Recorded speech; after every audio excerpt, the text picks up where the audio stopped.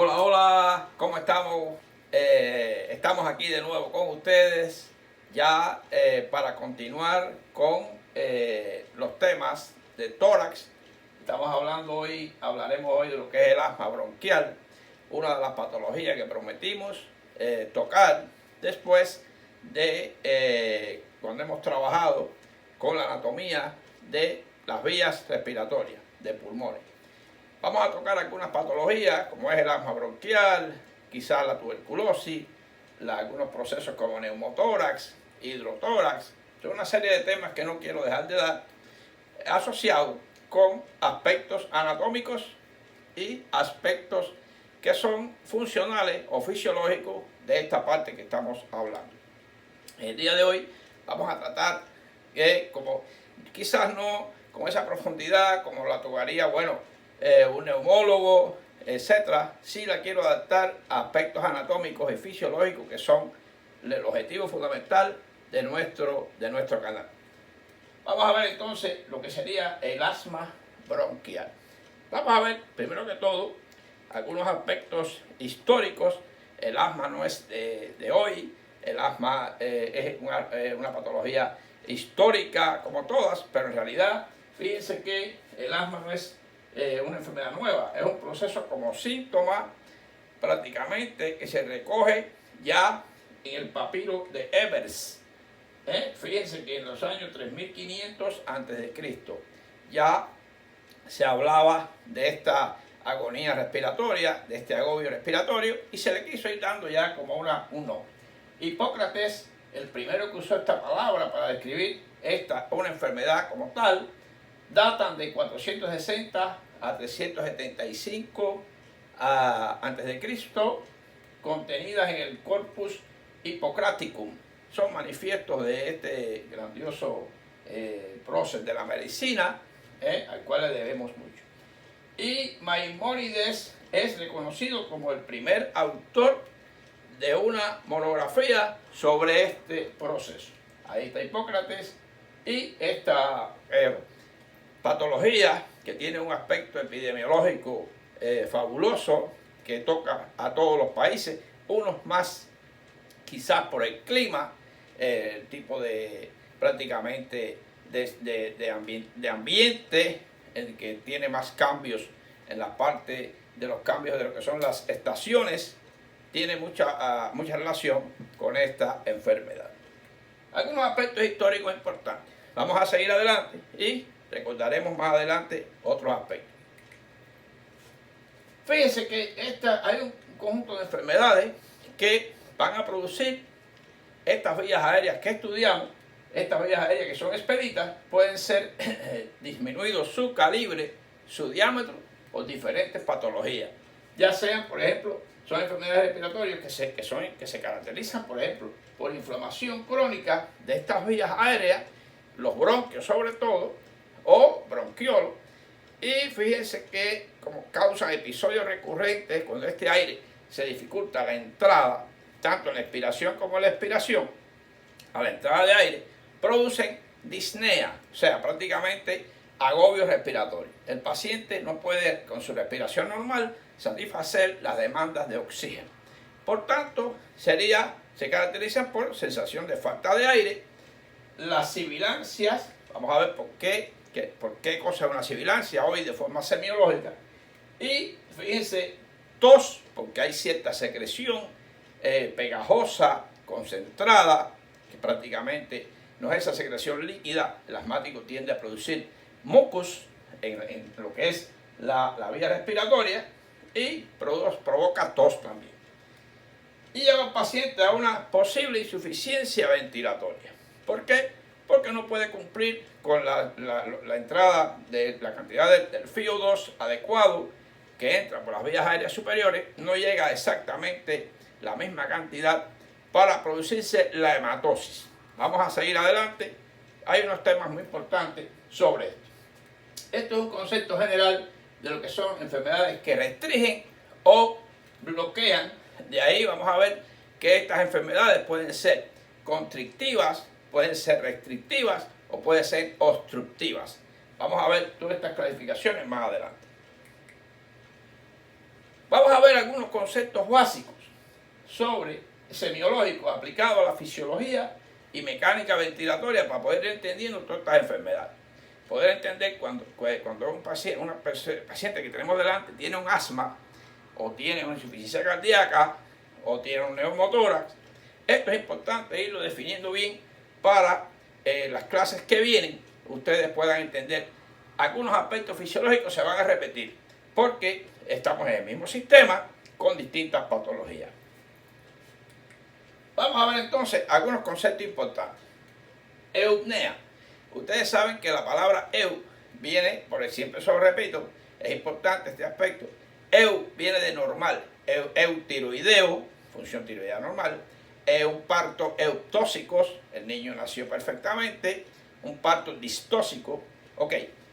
Eupnea, la palabra apnea viene de respiración, por tanto es la respiración normal, por ejemplo, entre 15 y 18, les pongo ahí, esta curvita me daría una idea, ¿ves?, de cómo es. Hay periodos de interrupción de la respiración, eso sería apnea, periodos de apnea, puede ser apnea de un paciente que tiene una patología neurológica, o puede ser apnea del sueño, cosas así. Hay periodos que no respira, que no hay inspiración-expiración, y eso se recoge en esta forma. Lo que sería la disnea, que es la falta de aire, consciente o inconsciente o consciente, puede ser consciente, que el paciente sabe que tiene falta de aire. O está algún periodo que la pseudodisnea, que también se pudiera ver. Tenemos la taquipnea por encima de 21 o más por minuto.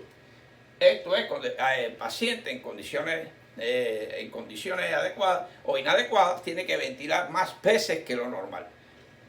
Puede ser secundario a un medicamento, puede ser por necesidad de aire, etc. Puede ser por la anemia, periodo de anemia grave. Por tanto, tiene que respirar más veces por encima. Y la bradipnea sería, miren, por debajo de 14 o 15, de 10 a 14, ya un paciente. Esto puede asociarse con respiraciones que no vamos a ver hoy, que sería, hay tipos como el Cheyne-Stokes, el Biot, el Kussmaul, clásica respiración de la acidosis metabólica, que no lo vamos a ver en el día de hoy. Estamos en básico, simplemente lo normal para no enredar el tema. Bases respiratorias del mantenimiento de la vida. Fíjense, este cuadro es muy importante, porque el ser humano, en lo que es este planeta, en este planeta que vivimos, necesita aire, necesita tener una sangre adecuada, con la suficiente cantidad de hematíes y hemoglobina, para poder llevar a cabo la hematosis. Y una membrana respiratoria, donde se intercambia ese oxígeno, el oxígeno con el CO2, para que pueda difundir adecuadamente. Por tanto, si el aire, sean las vías aéreas de calidad, o sea, vías aéreas permeables, una calidad de aire adecuada, una presión atmosférica normal, que no sea, por ejemplo, como el caso de la montaña, cuando la presión de oxígeno cae de forma de acuerdo, inclusive cada 100 metros va cambiando la presión de oxígeno.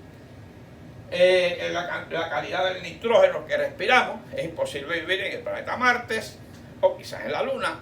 Por eso estos aires son diferentes para nosotros, porque no estamos creados para este ambiente. Y fíjense que hay que lograr que la hemoglobina, la cantidad de oxígeno o la hemoglobina sea de 21%, que es la que respiramos. Si nos vamos a la membrana respiratoria, tiene que haber una adecuada membrana respiratoria, un surfactante adecuado, que no haya un edema alveolar que me impida esa difusión adecuada, y que no haya, por ejemplo, le pongo el ejemplo de un distrés respiratorio. Distrés respiratorio que como tema lo vamos a estudiar futuramente. Si nos vamos a la sangre, vamos a ver que el componente, fíjense, esta grafiquita lo resume todo: la entrada de aire, la membrana respiratoria y la sangre. La sangre debe tener una concentración de hemoglobina adecuada, una hemoglobina que ese hematíe que tenga una forma adecuada. Hay patologías que tienen deformación de hematíe, que también van a tener obstrucción o dificultad para absorber ese oxígeno que se difunde a nivel de la membrana. Que no haya una anemia, o sea que la anemia va a hablar de disminución de los hematíes, por tanto no va a haber una respiración adecuada. Y una velocidad circulatoria adecuada. Estos parámetros, aire, membrana, sangre, son básicos. Quizá lo que estoy hablando, en este caso estaríamos hablando de vías aéreas para el asma bronquial. No repercute en este caso la membrana, ni tiene que ver la sangre. Sí tiene que ver las vías aéreas, que es el objetivo fundamental de este tema. Pero se lo pongo porque quizá en otros temas le vamos a poner este slide para sacar de él mejor provecho. Vamos a ver lo siguiente. Hay dos periodos, inspiración y expiración. ¿Qué pasa? Y es importante porque en la patología que vamos a estar viendo hoy posiblemente se produce una disnea de tipo expiratoria, no inspiratoria. Esa sibilancia se produce en este periodo. Pero fíjense que la inspiración se relaciona con lo que es la compleanza, la capacidad que tiene el pulmón de distenderse. Fíjense qué interesante. Y la expiración tiene que ver con la elastanza, fibras elásticas que rodean al alveolo y permite que regrese a su posición normal. ¿Qué elementos tenemos en el caso de la compleanza? Tenemos la presión atmosférica, que ayudan, es 760 milímetros de mercurio. Tenemos la presión negativa intrapleural, de 3 a menos 5 de agua. El surfactante que rodea ese alveolo, que ayudan en la compleanza pulmonar. El trabajo de los músculos inspiratorios y accesorios, por ejemplo, el pectoral mayor, los escalenos, que habíamos estudiado ya en temas anteriores, el trabajo del diafragma, la rigidez de las vías respiratorias. Y digo rigidez porque ante unas vías aéreas que tengan, por ejemplo, traqueomalacia o amalacia que afecte los bronquios, estas vías pueden colapsar y no le permite el correcto paso del flujo de aire. Fíjense qué interesante, por eso voy mezclando todo esto, porque en el caso del asma no es un problema de que la vía respiratoria se estreche, es que las secreciones obstruyen la salida y entrada de aire, aunque hay un efecto lógicamente crónico de inflamatorio que afecta a la musculatura lisa y, como vamos a ver al final, y también ya se produce un broncoespasmo que no cede a no ser que se use aminofilina o se use la adrenalina o esteroides inhalados también para disminuir la inflamación. En el caso de la expiración o elastancia, prácticamente es espontánea. Las fibras prácticamente es espontánea.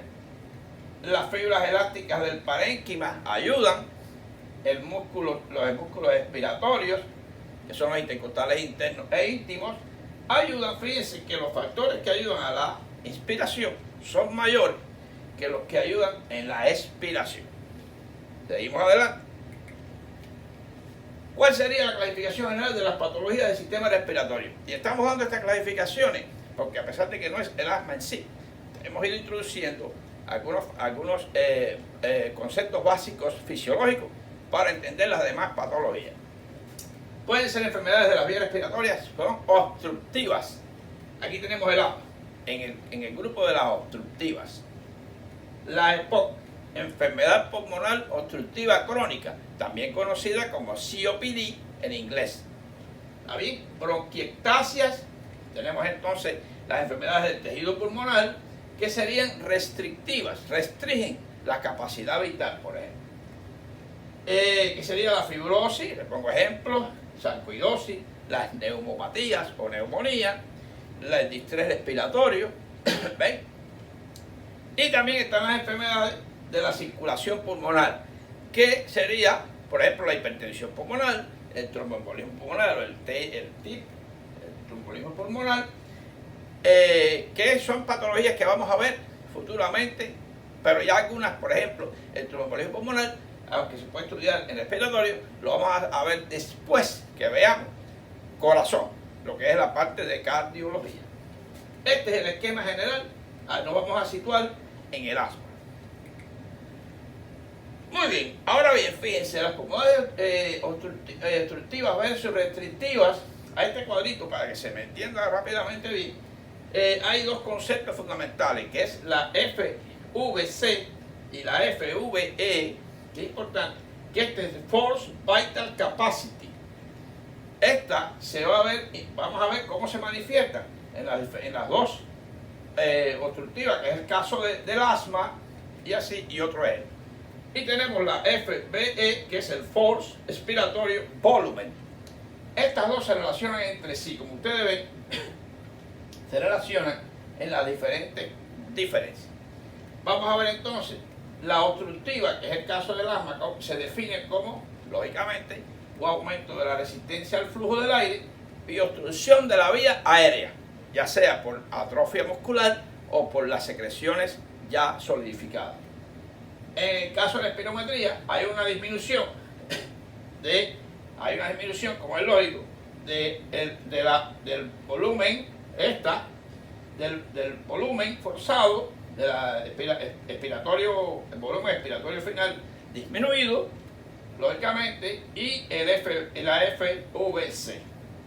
Ahora fíjense, los ejemplos serían enfermedad pulmonar obstructiva crónica, el asma, este era el EPOC que habíamos visto en la clasificación anterior, la bronquitis crónica, el enfisema y la bronquiectasia.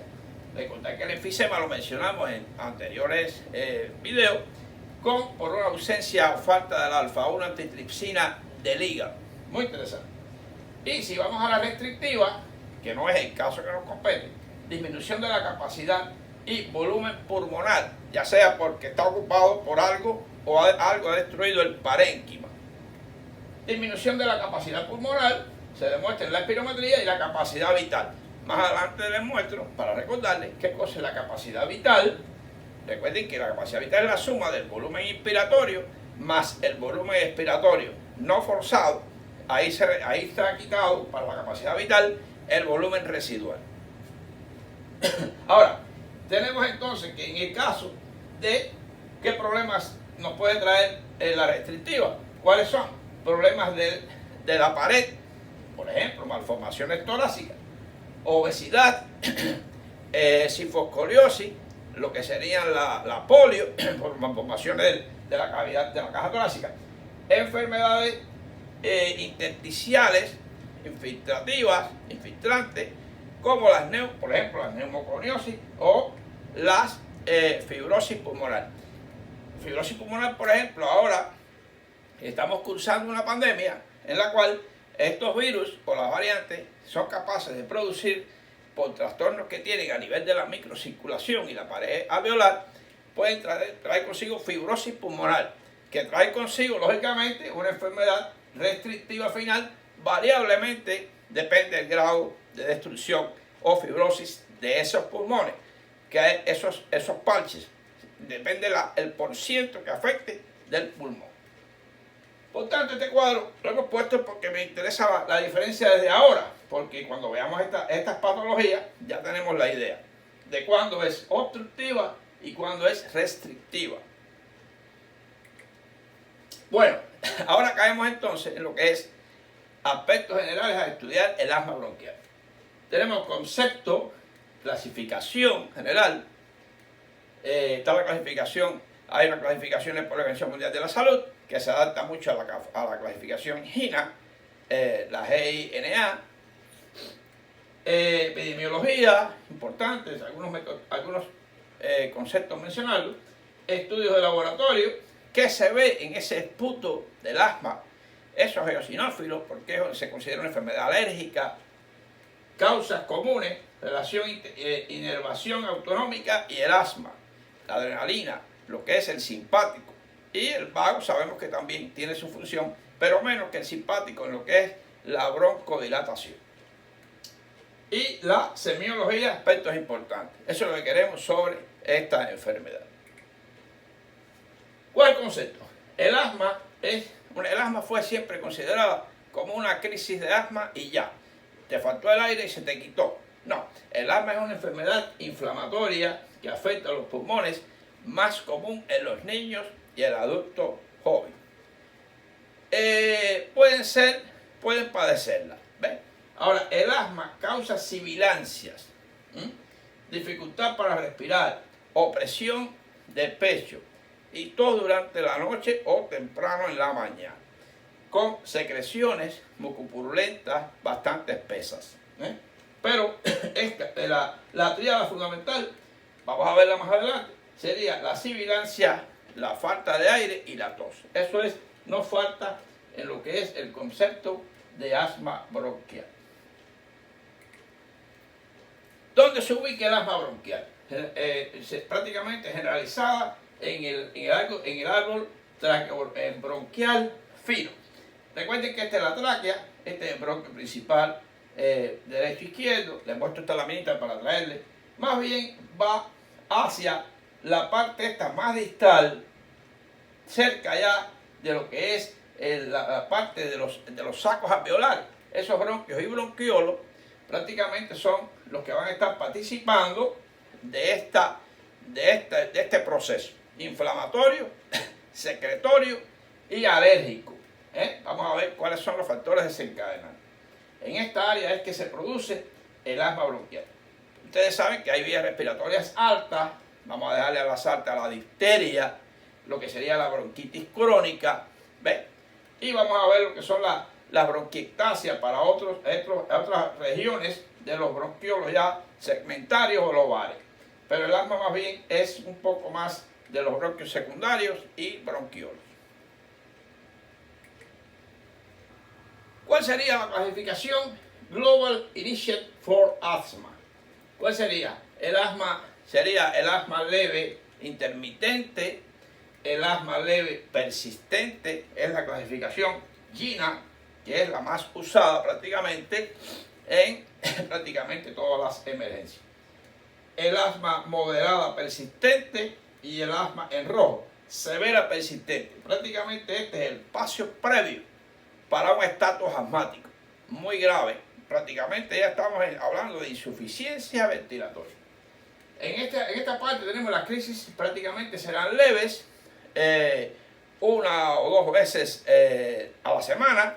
Y fíjense que lo que es el aire forzado, los elementos que habíamos dicho ahorita, el force expiratorio volumen y prácticamente la expiración, la presión expiratoria final, prácticamente tienen un 80% de presentación. O sea, prácticamente se favorece hasta un 80%. Debe ver que el porciento va disminuyendo hasta llegar a menos de un 60% de trabajo, de funcionabilidad de las vías aéreas. En el caso del asma leve persistente, aquí serán leves, pero más de 2 veces a la semana y prácticamente más de un 80% variable. Más de un 80% variable. Puede ser menos, de 60 a 80. La afectación de estas capacidades y estos volúmenes de que se miden en la espirometría. El asma moderada persistente tendrá la crisis leve a moderada todos los días y al menos una noche, pero todos los días, ya prácticamente es insoportable. Y va de 60 a 80, lo que son las variaciones de estos volúmenes y capacidades y el volumen y la capacidad expiratoria. En el caso del asma persistente, severa persistente, ya prácticamente tendrá crisis todos los días, importantísimo, todos los días, varias veces e incluso de noche, y no responde a los medicamentos habituales. ¿Cuáles son los medicamentos habituales? Bueno, el salbutamol, inhalante, la minofilina, que usa también, prácticamente. Y vamos a dejar el efecto negativo a la adrenalina para el caso de que esté ya en un estatus asmático. Muy interesante. Esto sería una clasificación general que les pongo, pero así está la más común que se pueden aprender. Pueden rellenarla más con otros datos a la gasometría, con otros datos semiológicos, etc. ¿Cuál sería la epidemiología? Fíjense que alta prevalencia más en niños y adolescentes. Tiene una alta morbilidad. Y a pesar de que se habla de una mortalidad, va asociada al seguimiento y al tratamiento de ese paciente, al cuidado de ese paciente. ¿Cuál es su causa fundamental? Si es un paciente alérgico, si tiene alguna malformación de vías aéreas que esté concomitando con su asma de base, etc. Y según el seguimiento se ha convertido en una de las enfermedades crónicas más frecuentes del mundo. Unos 300 millones en el mundo, variable en algunos países. Padecen esta enfermedad. Es una enfermedad bastante difundida, bastante conocida y prácticamente es un toque a lo que es el ámbito familiar cuando hay un paciente que tiene esta enfermedad. Muchas visitas al hospital, etc. Causa o mecanismo desencadenante. Vamos a ver aquí lo siguiente. Aquí les pongo el polen, ácaros, el moho y los animales. Por eso no pongo un gatico, no estoy en contra de los gatos, pero puede ser también un peluche, un peluche que no tenga inanimado, puede ser un perrito. Es la caspa del animal que produce esta reacción alergénica a nivel de la vía aérea. Fíjense que el alergeno va a estimular lo que sería llamado mastocito o linfocitos T, y con los intermedios ellos dos van a producir y a estimular el linfocito B, y de ahí es como un círculo vicioso, y con la producción de las IgG, inmunoglobulinas E, y esto va a dar una reacción histamínica y leucotrienos que van a producir, como es lógico en este caso, la contracción del músculo liso. Hay un broncoespasmo que lógicamente síntomas intermedios van a producir síntomas episódicos de asma. Las distintas crisis se pueden producir. Y ahora tenemos en el caso la producción de eosinófilos que se van a apreciar en el cultivo, y lógicamente también la estimulación y la producción de proteínas básicas y los leucotrienos que van a ir a la parte de la inflamación crónica de esa vía respiratoria. Las dos cosas, contracción del músculo y cronicidad, puede ser un tono que mantiene después fijo las secreciones sólidas y la inflamación. Por eso se considera ya una enfermedad inflamatoria crónica, el asma bronquial. Vamos a ver en este otro cuadrito que les pongo, fíjense, los virus, la alergia, pues, los pólenes, etcétera, que habíamos hablado, va a producir una inflamación de la mucosa y una hiperactividad de la mucosa. Inflamación y a la vez hiperactividad. Estas están entrelazadas. Ellas dos van a producir entonces una obstrucción. Por un mecanismo de hipertrofia del músculo liso, y posiblemente esta por la producción de una mucosidad espesa y taponamiento. Toda esta obstrucción va a dar lugar a aumento de la resistencia del flujo aéreo y un atrapamiento de aire, importantísimo. Y esto va a dar lugar a sibilancia. Y la obstrucción va a producir una insuflación, hiperinsuflación pulmonar. Por eso este paciente es crónico. Se caracteriza por tener un tórax en tonel, como hiperinsuflado, normalmente cuando ya se ha hecho más crónico. Pues también, como es el enfisema, como es la bronquitis crónica, pero sobre todo el asma crónica y el enfisema, producen estos tórax en tonel. Se los presento más adelante. Pero lo importante es la obstrucción. Todo esto va a dar lugar a obstrucción. Esto es hiperinsuflación pulmonar, con las alteraciones de los distintos flujos, las distintas capacidades, como les dijimos, demostradas en la espirometría.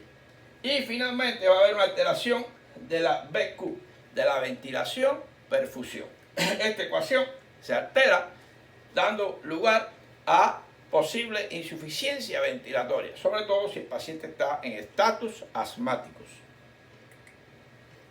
Estudio del esputo del asmático. Cuando cogemos ese esputo y lo miramos, tiene eosinófilos. Estos eosinófilos que participan en la producción, junto con los mastocitos, de los leucotrienos. Fíjense. Ahora, vamos a ver los cristales de Kussmann, que es los cristales de Kussmann. Los cristales de Kussmann se ven, ¿ves? Los eosinófilos se ven los cristales de Kussmann, el revestimiento epitelio en forma de tapones mucosos, y se ve los cristales de Charcot, los espirales, los espirales de Kussmann y los cristales de Charcot, formados a partir de la ruptura de eosinófilos en el esput. Muy interesante. Esas tres cositas son clásicas. Los espirales de Kussmann, clásico en la semiología, en la patología, y los cristales de Charcot-Leyden, los cristales que se ven en el esputo. Estas tres cosas son características del esputo del asmático. Semiología del asma. ¿Qué pasó? Vamos a ver. Cuando un paciente llega con asma, probablemente ya lo conocemos. Estás en emergencia, llegó fulano de tal, que ya lo conoce. Porque viene tantas veces que no es que si viene una vez a la semana quizás no lo vería, porque está de guardia, pero porque viene tantas veces posiblemente ya se conoce. Es un paciente conocido. Que viene con la falta de aire, la disnea, por lo general de noche, y viene con la tirada clásica de tos, que es una tos como seca, no tiene muchas secreciones, sibilancia y disnea expiratoria. Lo que es la sibilancia se escucha por la obstrucción del bronquio. El tórax en tonel, es lo que le decía, estos tórax aumentan sus diámetros anteroposterior sobre todo, con horizontalización de las costillas, como vamos a ver en el rayos X, y fíjense que en la percusión tiene hiperresonancia. ¿Por qué? Porque hay mucha cantidad de aire atrapado. Y vamos a ver que la ocultación puede oírse con prácticamente los estentores crepitantes se oyen muy poco por esa hiperinsuflación, y hay sibilantes generalizados, es lo que se escucha. Simplemente se escucha inclusive a veces sin ocultación. Pero este sería un poco la semiología de ese paciente ya cuando llega a emergencia. Vamos a ver rápidamente a qué le llamamos estertores o ruidos adventicios. Fíjense que estos estertores es lo que oímos del espectroscopio de Pinal, que fue que se ocultaba primero oreja directamente a la piel y después con el desarrollo del estetoscopio. Se pueden escuchar ruidos que son secos o húmedos. Los secos pueden ser divididos en roncos y sibilantes. La sibilancia es la que oímos en el asma bronquial. Los roncos son más bien de ruido ya ven, de las vías respiratorias más superiores, como les decía. En este caso, los sibilantes son más de la parte fina, los bronquiolos más finos en el asma. Y aquí tenemos una pequeña muestra de rayos X rápidamente, aunque vamos a ver los rayos X bien ahora, y cómo sería en el caso, porque está hipertransparente sus pulmones.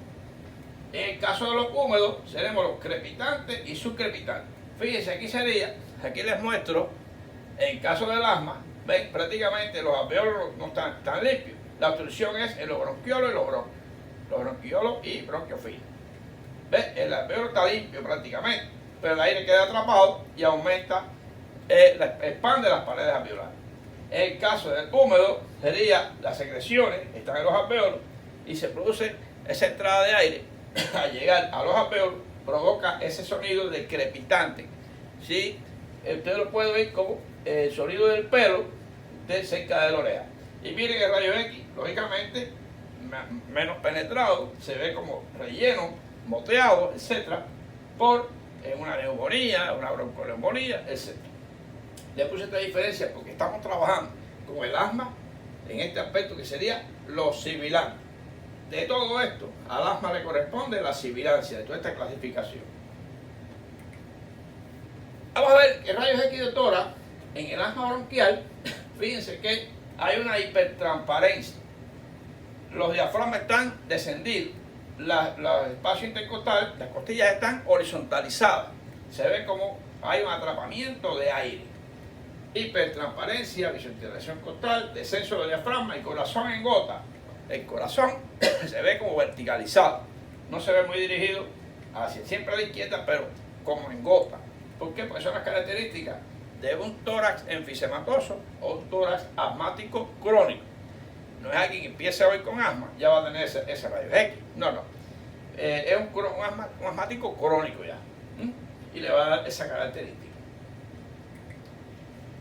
Espirometría en el asma. Fíjense, la espirometría es una prueba que se hace para medir lo que es los valores inspiratorios y expiratorios, y el volumen forzado, ventilatorio, las capacidades, que si está menos de un 90%, como habíamos visto en el caso de las obstrucciones, ven, prácticamente es la inspiración, esta área es la inspiratoria, Este sería el área expiratorio, el volumen tidal. El volumen tidal es este pequeño de 500.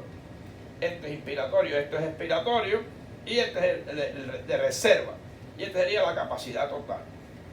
La capacidad vital disminuye. ¿Por qué?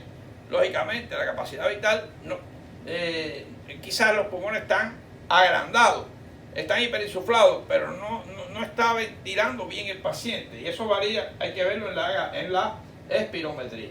Cuando la espirometría da esta gráfica, esta es la normal, y cuando es esta gráfica, prácticamente más pequeña, y la curva baja, porque el volumen está retenido en las vías aéreas, no se intercambia. En la espirometría no se demuestra que hay un volumen cambiable, eso baja la curva. Y esa es la espirometría del asma bronquial. Da lugar a la impresión de una enfermedad obstructiva crónica. Y finalmente, vamos a ver lo que, sin entrar mucho más en temas, vamos a ver lo que es rápidamente, cuál es la complicación más grave del asma bronquial, además de una moderada grave, una crisis, de acuerdo a la clasificación, el estatus asmático. Ya el estatus asmático cae en un concepto que insuficiencia respiratoria, con disnea, el agobio respiratorio, cianosis, no responde a aminofilina ni a la adrenalina. Fíjense, la aminofilina o la teofilina son capaces de inhibir la fosfodiesterasa, que inhibe a la AMP cíclico, pero si inhibe la fosfodiesterasa, el AMP cíclico va a estar bien y produce broncodilatación, pero como que está complicada, la aminofilina no tiene efecto, prácticamente hay broncoespasmo. Y la adrenalina, que produce broncodilatación, cuando ya no responde ni siquiera la adrenalina, estamos en el concepto de estatus asmático. Requiere ventilación mecánica probablemente, y hay cambios vasométricos graves. Aquí vemos algunos cambios vasométricos. Por ejemplo, en la falla respiratoria, la PaO2 menos de 60, la PaCO2 por encima de 50 y el pH 730 que habla de acidosis respiratoria. Y algunos otros fallos que no los voy a explicar acá, pero para que ustedes vean cómo la condición, en el caso del asma, de lo que es el asma severo, o la EPOC, o el síndrome de distrés respiratorio agudo. Estos tres, que estamos casi en presencia de esto, dan esta notificación en lo que es la espirometría o la hemogasometría. Aquí les mostré esto para que rápidamente sepan que ya la aminofilina no resuelve. Hemos usado ya también los esteroides inhalados o esteroides y no resuelve. Lógicamente, aplicando ya lo que es la adrenalina, y tampoco reacciona y no resuelve. Hay que llevar entonces medidas de controlar esa respiración y puede llevar a la ventilación mecánica. Pienso que he tocado algunas cosas importantes de lo que es el asma para ustedes. No es todo lo del asma, el asma es infinita y se puede estudiar mucho más. Los incito, los estimulo a que revisen este tema, porque es un tema tan común y se puede ayudar tanto en la cosa profiláctica, la limpieza, los ácaros, apartar al niño o al adolescente de estos ácaros, de estos elementos que desencadenan la crisis y, bueno, prácticamente no convertirlo en un niño de cristal, niño en una cápsula, pero sí ayudar mucho en esto. Por tanto, le doy las gracias y nada, les digo que lo mismo de siempre, mis temas se siguen subiendo. Muchas gracias. No puedo dejar de dar las gracias se han subido como miembros del canal ya doctores, suscriptores, y eso me agrada mucho, eso me estimula mucho seguir adelante.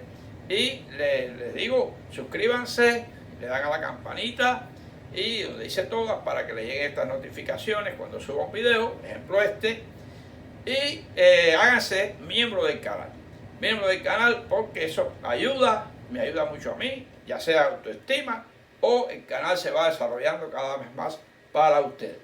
Y no me voy si no le digo esta frase: si estamos juntos, no hay nada imposible.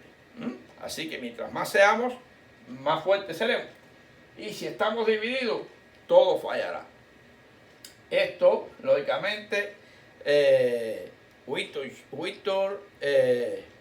Churchill,